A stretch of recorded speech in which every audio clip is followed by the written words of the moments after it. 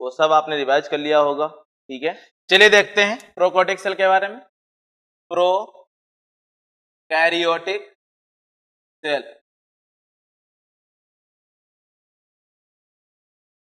देखिए prokaryotic cell क्या है पहले बता चुका हूं मैं।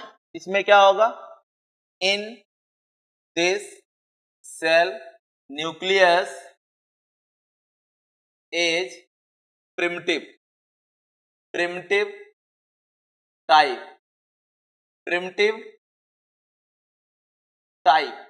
and called incipient nucleus, और क्या कहते हैं उसको, इंसिपिएंट न्यूक्लियस कहा जाता है। क्लियर, इसके एग्जाम्पल के लिए आपको बताया गया बैक्टीरिया, आर्कीबैक्टीरिया,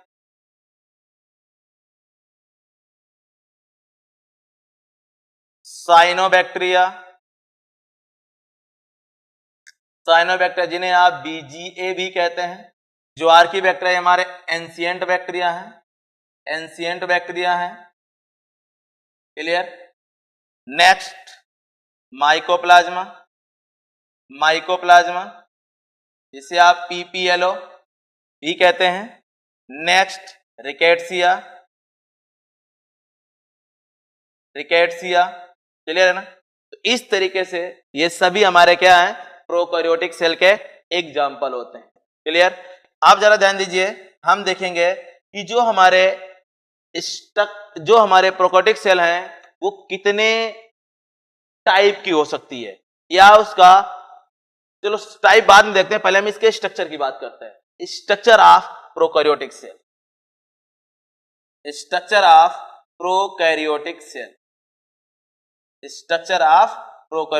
जरा ध्यान दीजिए प्रोकैरियोटिक सेल का स्ट्रक्चर कैसा होता है, इसमें कौन कौन से कंपोनेंट होते हैं, ध्यान देते हैं हम लोग, देखते हैं इसके बारे में। देखिए सेल के कंपोनेंट्स होते हैं, सबसे पहला कंपोनेंट्स है हमारा है, चलिए बात कर लेते हैं पहले हम कंपोनेंट्स के बारे में। कंपोनेंट्स, क्लियर, तो सबसे पहला कंपोनेंट आता है इसका कौन सा, सेल एनवेलप, क्लियर है ना। पहला आता है सेल एनवेलप, यानी सेल की कवरिंग क्या होती है। सेकेंड आता है साइटोप्लाज्म, क्लियर है ना, सेल एनवेलप, साइटोप्लाज्म। नेक्स्ट आता है हमारा सेल ऑर्गेनेल्स, क्या आता है, सेल ऑर्गेनेल्स। नेक्स्ट आता है सेल ऑर्गेनेल्स, पहला सेल एनवेलप हो गया, सेकेंड साइटोप्लाज्म हो गया, थर्ड हो गया सेल ऑर्गेनेल्स। नेक्स्ट कंपोनेंट आता है, जरा ध्यान दीजिए इसका, जेनेटिक मटेरियल, क्या आएगा, जेनेटिक मटेरियल। इसका जेनेटिक मटेरियल कैसा होगा उसके बारे में जानेंगे। नेक्स्ट जरा ध्यान दीजिए, इसमें कुछ एक्सटेंशंस होंगे, ठीक है ना, एक्सटेंशंस इन सेल में जो एक्सटेंशंस होते हैं लाइक फ्लैजिला, सीलिया, पिलाई, फिम्ब्री, इनके बारे में भी जानेंगे, ठीक है ना। चलिए यहाँ फिलहाल सीलिया नहीं होते हैं, लेकिन फिर भी देख लेते हैं हम लोग, फ्लैजिला, पिलाई एंड फिम्ब्री, इनके बारे में देखेंगे। फिम्ब्री, क्लियर है ना। तो इस तरीके से हमारे फ्लैजिला हो गया, पिलाई हो गया, फिम्ब्री हो गया, ठीक। नेक्स्ट आगे देखते हैं हम लोग, और क्या हो सकता है इसमें, सेल इंक्लूजन। इनकी बॉडी में भी कुछ ऐसे मटेरियल होते हैं जो इनएक्टिव होते हैं, नॉन स्ट्रक्चरल, कोई कवरिंग नहीं होती, और स्टोर्ड फूड मटेरियल होते हैं, स्टोर्ड होते हैं। तो आइए बात करते हैं सेल इंक्लूजन की, इनमें भी सेल इंक्लूजन होंगे, क्लियर। और नेक्स्ट और क्या हो सकता है इनमें, ध्यान दीजिए, तो सबसे पहले क्या है, सेल एनवेलप है, साइटोप्लाज्म है, सेल ऑर्गेनेल्स है, जेनेटिक मटेरियल है, एक्सटेंशंस इन सेल है, सेल इंक्लूजन है, और भी कुछ हो सकता है सेल मेम्ब्रेन की फोल्डिंग्स, ठीक है ना, या modified form of cell membrane. तो कह सकते हैं ट्रांस, या लिख सकते हैं सीधा फोल्डिंग ऑफ सेल मेम्ब्रेन, कि सेल मेम्ब्रेन फोल्ड होके क्या बना सकती है, क्लियर। तो इस तरीके से ये हमारे स्ट्रक्चर्स होते हैं जो प्रोकैरियोटिक सेल में होते हैं, क्लियर, कोई दिक्कत नहीं, ठीक है। तो अब देखेंगे हम इनके बारे में वन बाय वन। तो सबसे पहले हम देखेंगे सेल एनवेलप के बारे में। कि सेल एनवेलप कैसा होता है, फिर उसके बाद cytoplasm, then cell organelle, one by one एक एक स्टेप को जानेंगे। चलिए बात करते हैं सेल एनवेलप की। सेल एनवेलप, देखिए एनवेलप का मतलब होता है कवरिंग, कि सेल की जो कवरिंग बना रहा है। जो हमारी लिविंग सेल है, कवरिंग का काम ही होता है प्रोटेक्शन देना। जो लिविंग सेल है, ये लिविंग सेल को क्या करेगी, प्रोटेक्शन प्रोवाइड करेगी, उसको सेफ प्रोवाइड करेगी। क्लियर है ना, एनवायरमेंट से प्रोटेक्शन देगी, उस पर अटैक करने वाले जो उसके एनिमीज होंगे, जो उसको डिस्ट्रॉय करना चाहेंगे, उससे उसको प्रोटेक्शन प्रोवाइड करेगी। उसके मूवमेंट में भी मदद कर सकती है, उसको हाइडिंग में, अपने दुश्मनों से छुपने में मदद कर सकती है। कई सारे फंक्शन होंगे इसके। मेन इसका फंक्शन होता है प्रोटेक्शन अगेंस्ट एनिमीज, ठीक है ना, और अगेंस्ट एडवर्स कंडीशंस। क्लियर। तो जो सेल एनवेलप है, इसमें क्या क्या होता है इसके बारे में देखेंगे। तो ध्यान दीजिए सेल एनवेलप में क्या क्या हो सकता है। सेल एनवेलप में कुछ कंपोनेंट्स होते हैं। सबसे पहला कंपोनेंट है ग्लाइकोकैलिक्स। ग्लाइकोकैलिक्स, ध्यान दीजिएगा, सबसे आउटर मोस्ट जो कवरिंग होती है उसे हम ग्लाइकोकैलिक्स कहते हैं। सेकेंड कवरिंग जो होती है उसे सेल वॉल कहते हैं, और जो थर्ड कवरिंग होती है उसे सेल मेम्ब्रेन कहते हैं। क्या कहते हैं, सेल मेम्ब्रेन कहते हैं। ध्यान दीजिए प्रोकैरियोटिक सेल की जो हमारी सेल एनवेलप है उसमें भी 3 लेयर हैं।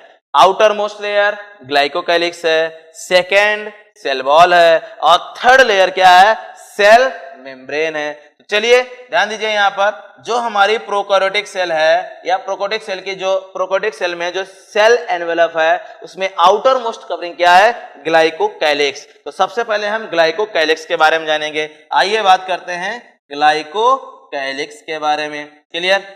देखिए जो ग्लाइकोकैलिक्स है, ये मैंने पहले बताया outer most covering of the prokaryotic cell, चाहे कोई भी सेल हो। क्लियर। हाँ ध्यान रखना, जो सेल एनवेलप है इसमें जो ग्लाइकोकैलिक्स और सेल वॉल है ये सभी प्रोकैरियोटिक सेल में पाई जाती है, एक्सेप्ट वन।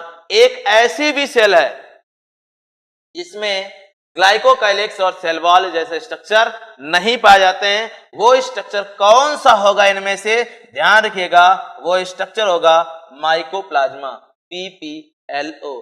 पीपीएलओ एक ऐसा प्रोकैरियोट्स है जिसके पास सेल वॉल या ग्लाइकोकैलिक्स नहीं पाया जाता।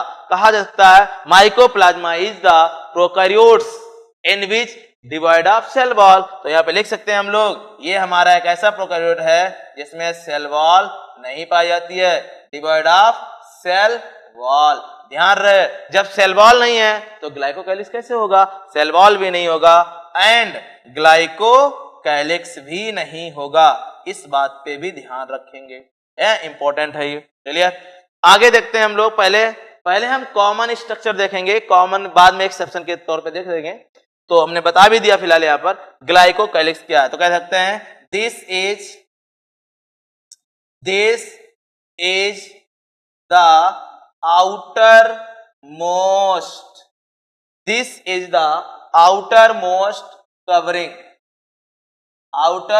Covering of prokaryotic cell. Outermost covering of prokaryotic cell, ये जो कवरिंग होती है हमारी कैसी होती है, outer most. This is the outer most covering of prokaryotic cell. ध्यान रखिएगा आप लोग। क्लियर। उसके बाद जरा ध्यान दीजिए किसकी बनी होती है, it is made up of polysaccharides. और इसमें कह सकते हैं म्यूकोपॉलीसैकेराइड्स। क्लियर। ये किसकी बनी होगी, पॉलीसैकेराइड्स और म्यूकोपॉलीसैकेराइड्स की बनी होती है। क्लियर। और ये क्या करती है, प्रोटेक्शन प्रोवाइड करती है। It provides protection for sale against environmental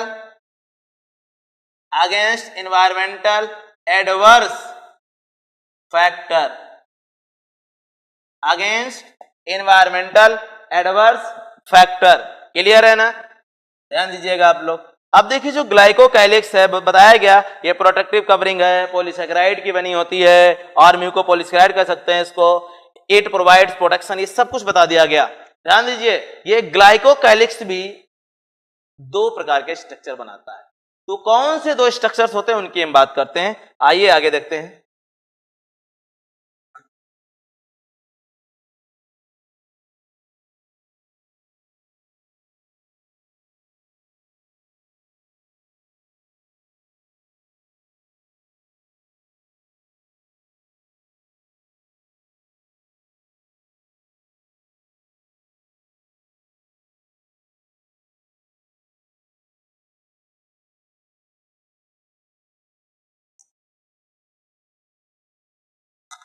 देखिए जो हमारे ग्लाइकोकैलिक्स हैं वो कौन कौन से स्ट्रक्चर बनाते हैं, चलिए देखते हैं।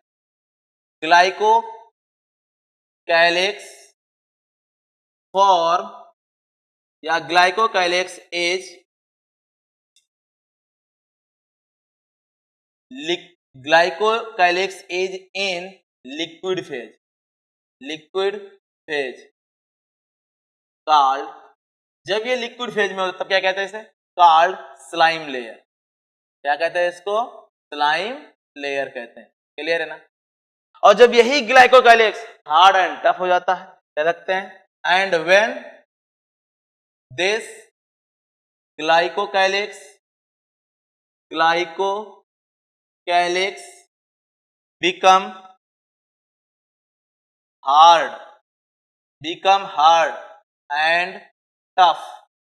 become hard and tough, called, तब इसे क्या कहते हैं, जब ये हार्ड एंड टफ हो जाता है तब इसे क्या कहते हैं, कॉल्ड कैप्सूल।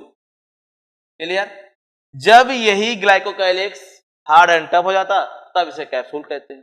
कैप्सूल आपने टेबलेट में भी देखा होगा, मेडिसिन में कैप्सूल्स आते हैं हमारे, आपने देखा होगा कैप्सूल की जो कवरिंग होती है ऐसा लगता है प्लास्टिक की बनी हुई, लेकिन ध्यान रहे प्लास्टिक की नहीं थी। प्लास्टिक खाएंगे डाइजेस्ट होगी क्या, नहीं। ध्यान रहे वो कैप्सूल की कवरिंग भी यही कैप्सूल की कवरिंग की जैसा होता है, वो भी पॉलीसेकेराइड का बना होता है, म्यूकोपॉलीसेकेराइड का, ठीक है ना, जिसे खाने से वो इजिली डाइजेस्ट होता है, डिजोल्व हो जाता है। क्लियर। अब देखिए ये था हमारा ग्लाइकोकैलिक्स। क्लियर। सेकेंड आता है सेल वॉल। सेल एनवेलप का सेकेंड कंपोनेंट क्या है हमारा, सेल वॉल। ध्यान रहे सेल वॉल। देखिए सेल वॉल भी हमारा एक हार्ड कवरिंग होती है, तो कह सकते हैं in prokaryotes cell wall present below glycocalyx, ठीक है ना, ग्लाइकोकैलिक्स के नीचे पाई जाती है, and it provides definite shape for cell. It also provide protection for cell.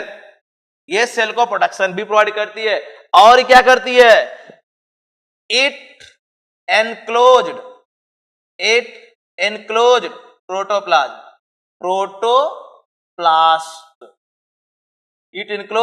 Protoplast. आप देखिए यहां पर बढ़ के आ गया प्रोटोप्लास्ट आ गया। चलिए बताएंगे प्रोटोप्लास्ट क्या होता है। ये बनी किसकी होती है, cell wall in prokaryotes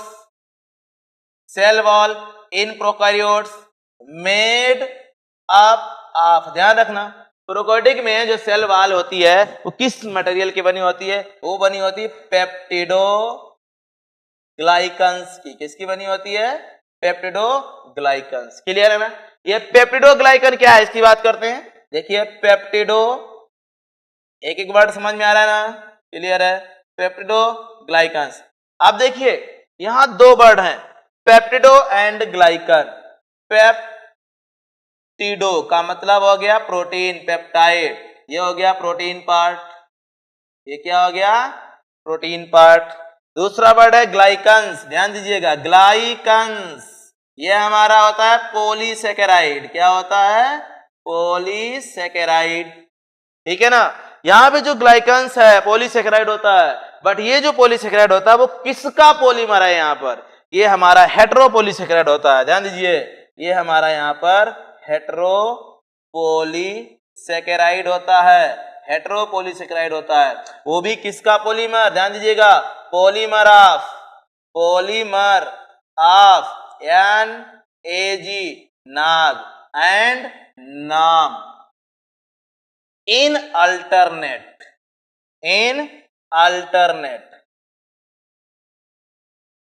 pattern. Clear है ना? क्या बताया गया यहां पर? जो पेप्टोग्लाइकन है इसमें एक प्रोटीन पार्ट, दूसरा ग्लाइकन्स पॉलीसेकेराइड हेटेरोपॉलीसेकेराइड होता है, पॉलीमर ऑफ नाग एंड नाम। क्या है नाग नाम बताएंगे भी आपको। अल्टरनेट पैटर्न यानी एक नाग का मॉलिक्यूल फिर उसके बाद एक नाम का मॉलिक्यूल। इसमें जो लिंकेज होता बीटा 1,4 ग्लाइकोसिडिक लिंकेज, ध्यान रखना नाग और नाम के बीच जो लिंकेज होता है वो कौन सा होता है? तो पहले हम नाग और नाम का फुल फॉर्म बता देते हैं। ये हमारे अमीनो सुगर्स हैं। क्या हमारे ये अमीनो सुगर्स होते हैं। चलिए बात कर लेते हैं नाग और नाम की। नाग क्या है? नाग ये है हमारा एन एसिटिल ग्लूकोसेमाइन एंड जो नाम है वो क्या है? NAM। ध्यान दीजिए एन एसिटिल म्यूरेमिक एसिड। ध्यान दीजिए ये दोनों कंपाउंड्स हमारे क्या हैं? अमीनो सुगर्स होते हैं, मोनोसेकेराइड के डेरिवेटिव्स हैं। ध्यान दीजिए तो कह सकते हैं इसमें NAG and NAM are the amino sugar means कह सकते हैं इनको means derivative of monosaccharides. Clear है ना? मोनोसेकेराइड के डेरिवेटिव हैं या मोनोसेकेराइड डेरिवेटिव्स हैं। क्लियर? अब देखिए यहां पे जो लिंकेज होता है, लिंकेज कौन सा होता है? लिंकेज होता है यहां पर बिटवीन NAG और NAM। तो लिंकेज है हमारा बीटा 1,1,4 ग्लाइकोसिडिक लिंकेज याद रखें आप लोग। क्लियर है ना? तो इस तरीके से ये प्रोकैरियोटिक सेल का केमिकल कंपोजिशन था, हो जाएगा। ये थी हमारी प्रोकैरियोटिक सेल की सेल वॉल का केमिकल कंपोजिशन था। क्लियर? तो ये था हमारा सेल वॉल। नेक्स्ट आता है सेल एनवेलप का थर्ड कंपोनेंट। क्या आता है हमारा? जो थर्ड कंपोनेंट है वो सेल मेम्ब्रेन है। चलिए बात करते हैं थर्ड कंपोनेंट सेल मेम्ब्रेन की। क्लियर? जो थर्ड कंपोनेंट है हमारा ये क्या था? हमारा सेकंड कंपोनेंट था। इसके पहले क्या था? ग्लाइकोकाइलिक्स फर्स्ट कंपोनेंट था। थर्ड कंपोनेंट जो है हमारा वो है सेल मेम्ब्रेन। ध्यान दीजिए आप लोग, सेल मेम्ब्रेन को हम बायो मेम्ब्रेन भी कहते हैं। क्या कहते हैं इसको? हम बायो मेम्ब्रेन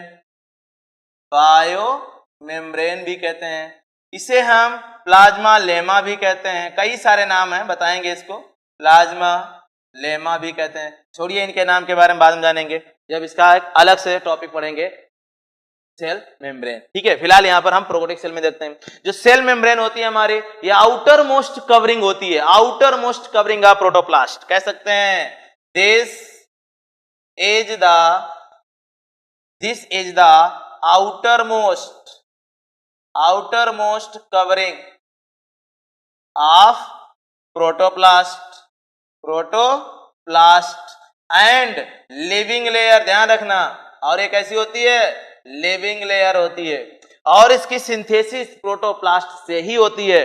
क्लियर? और ध्यान रखना ग्लाइकोकाइलिक्स और सेल वॉल जो भी जाने थे तो लिविंग नहीं नॉन लिविंग होते हैं, इस बात पे ध्यान रखिएगा। क्लियर? तो आइए बात करते हैं। तो जो हमारी सेल मेम्ब्रेन है ये सिंथेसाइज कैसे होता है? कह सकते हैं cell membrane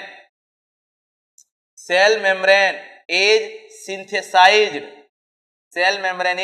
synthesized by protoplast के द्वारा ही, और इस प्रोटोप्लास्ट या प्रोटोप्लाज्म कह सकते हैं प्रोटोप्लास्ट के द्वारा ही बनती है। क्लियर? तो ये थी हमारी सेल मेम्ब्रेन। सेल मेम्ब्रेन कई फोल्डिंग करके स्ट्रक्चर भी बनाती है। सेल मेम्ब्रेन में कई सारे इसके काम होते हैं। जो सेल मेम्ब्रेन है हमारा इसमें कई पिगमेंट्स, रेस्पिरेटरी पिगमेंट्स भी पाए जाते हैं। कभी कभी ये फोल्डिंग बनाती है, मीसोसोम कहते हैं इसमें, वो यूकैरियोटिक माइटोकॉन्ड्रिया की तरह काम करती है। चलिए देख लेते हैं थोड़ा सा इसके बारे में, एक दो पॉइंट लिख लेते हैं।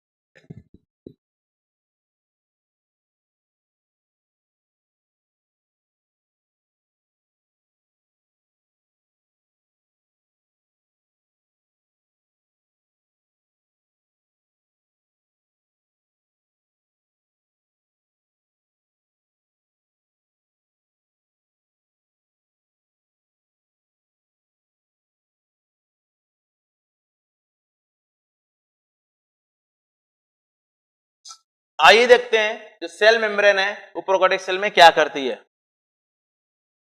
Cell membrane in prokaryotes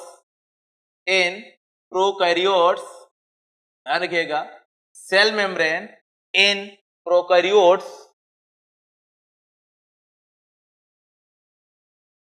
cell membrane in prokaryotes also form folding in cytoplasm by invagination। Clear? क्या कहते हैं इनको? Called mesosome. ये जो फोल्डिंग होती है, फोल्डिंग को क्या कहते हैं? मीसोसोम कहते हैं। और इन्हीं मीसोसोम में क्या होता है?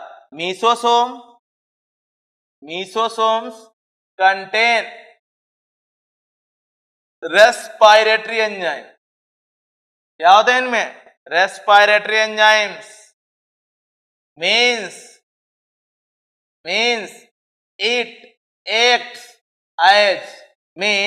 it acts as eukaryotic mitochondria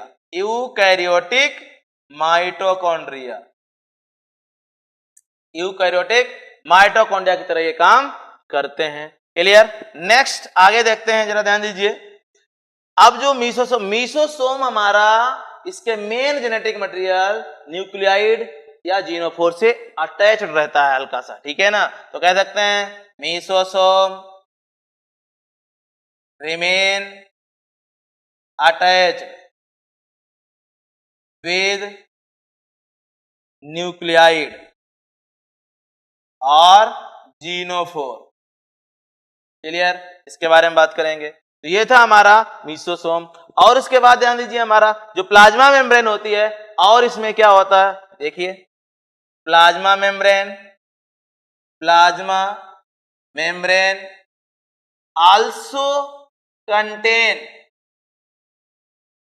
also contain photosynthetic pigments in photosynthetic prokaryotic cell. ध्यान दीजिए, जो प्लाज्मा मेम्ब्रेन हो ये भी एक स्पेशल स्ट्रक्चर बनाती है। यहां कोई क्लोरोप्लास्ट तो होता नहीं है, इसलिए ये प्लाज्मा मेम्ब्रेन ही फोल्डिंग बनाती है। और स्पेशल प्रकार का जो फोटोसिंथेटिक पिगमेंट होता है, जैसे बैक्टीरिया की बात करें तो बैक्टीरिया में कौन सा पिगमेंट, बैक्टीरियो परप्यूरिन या क्लोरोविरिडिन नाम का जो पिगमेंट होता है वो इसी प्लाज्मा मेम्ब्रेन में होता है, उसे क्रोमैटोफोर कहा जाता है, ठीक है ना? प्रोकैरियोटिक सेल का जो पिगमेंट होता है उसको भी स्टोर रखता है। तो इतने सारे काम थे हमारे प्रोकैरियोटिक सेल में प्लाज्मा मेम्ब्रेन के। क्लियर? कोई दिक्कत? तो इस तरीके से ये था इसका सेल एनवेलप। और आगे देखिए, जरा ध्यान दीजिए, एक वर्ड आया था अभी, प्रोटोप्लास्ट। मैंने बताया था ये प्रोटोप्लास्ट क्या होता है, इसके बारे में देखते हैं। ध्यान दीजिए, जो हमारी प्रोकैरियोटिक सेल है, उस प्रोकैरियोटिक सेल से अगर ग्लाइकोकाइलिक्स और सेल वॉल को रिमूव कर दिया जाए तो रिमेनिंग पोर्शन जो बचता है, साइटोप्लाज्म और सेल मेम्ब्रेन, दोनों को मिलाकर के क्या बोलते हैं? प्रोटोप्लास्ट बोलते हैं। तो कह सकते हैं आप लोग, जो हमारी सेल थी प्रोकैरियोटिक सेल, ठीक है ना, इसमें से आपने क्या कर दिया? प्रोकैरियोटिक सेल कंप्लीट थी, इसमें से माइनस कर दिया आपने ग्लाइकोकाइलिक्स प्लस सेल वॉल। ग्लाइकोकाइलिक्स और सेल वॉल को माइनस कर दिया तो जो रिमेनिंग पोर्शन बचेगा वो हमारा क्या होगा? प्रोटोप्लास्ट होगा। ध्यान रखिएगा आप लोग। क्लियर? क्या लिखा आप लोगों ने? जो प्रोकैरियोटिक सेल था उसमें से ग्लाइकोकाइलिक्स और सेल वॉल को माइनस करने के बाद जो रिमेनिंग पोर्शन बचता है वो हमारा क्या कहते हैं? Called protoplast. उसे हम प्रोटोप्लास्ट कहते हैं। ध्यान दीजिए, ये प्रोटोप्लास्ट वर्ड प्लांट सेल में, यूकैरियोटिक सेल के लिए भी इस्तेमाल किया, बट वहां पर ग्लाइकोकाइलिक्स तो होगा नहीं, तो वहां पर केवल सेल वॉल को रिमूव करेंगे। सेल वॉल को रिमूव कर दीजिए, जो रिमेनिंग पोर्शन बचेगा उसे हम प्रोटोप्लास्ट कहेंगे। क्लियर? ठीक है। अब नेक्स्ट कंपोनेंट आता है सेल एनवेलप के बाद साइटोप्लाज्म। क्या आता है इसका? साइटोप्लाज्म। चलिए नेक्स्ट कंपोनेंट देखेंगे हम लोग साइटोप्लाज्म के बारे में। तो साइटोप्लाज्म होगा वो क्या होगा? साइटोप्लाज्म। देखिए प्रोकैरियोटिक सेल का जो साइटोप्लाज्म है उसमें कोई सेल ऑर्गेनेली नहीं होती, केवल एक ही सेल ऑर्गेनेली होती है, राइबोसोम। ठीक है ना। जैसे हमने यूकोटिक सेल में अभी हम जानेंगे बहुत सारी 3 तरह की सेल ऑर्गेनेली होती हैं, non membranous, single membranous, double membranous. ठीक है ना। यहाँ पर केवल non membranous cell organelle ribosome ही होता है, बाकी और किसी प्रकार का कोई सेल ऑर्गेनेल्स नहीं पाया जाता। जो इसका साइटोप्लाज्म होता है वो सेमी लिक्विड कोलाइडल सब्सटेंस बना होता है, कार्बोहाइड्रेट लिपिड प्रोटीन का ही बना होता है। क्लियर है? तो कह सकते हैं cytoplasm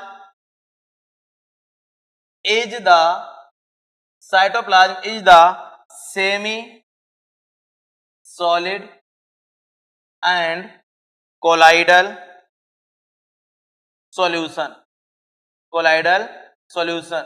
made up of carbohydrate, protein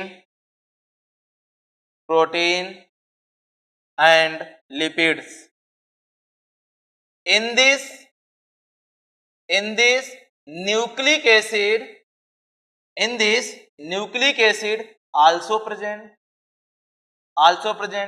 because cytoplasm is not because cytoplasm is not having any division like karyoplasm and cytoplasm. Clear? तो यहां पर कोई डिवीजन नहीं होता है लाइक प्रोकैरियोटिक सेल, इसलिए यहां पर जो न्यूक्लिक एसिड होता है वो साइटोप्लाज्म में ही होता है। उसके बारे में भी हम देखेंगे अभी आपको। क्लियर? जो साइटोप्लाज्म होता है कह सकते हैं in cytoplasm only non membranes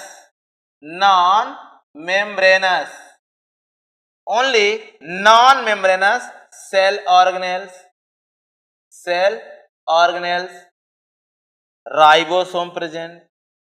clear है ना? राइबोसोम प्रेजेंट, इसमें केवल और केवल non membranous cell organelle ribosome पाया जाता है। और ध्यान दीजिएगा जो साइटोप्लाज्म होता है वही सेल की सभी एक्टिविटी को कंप्लीट करने का सेंटर होता है। तो कह सकते हैं इन दिस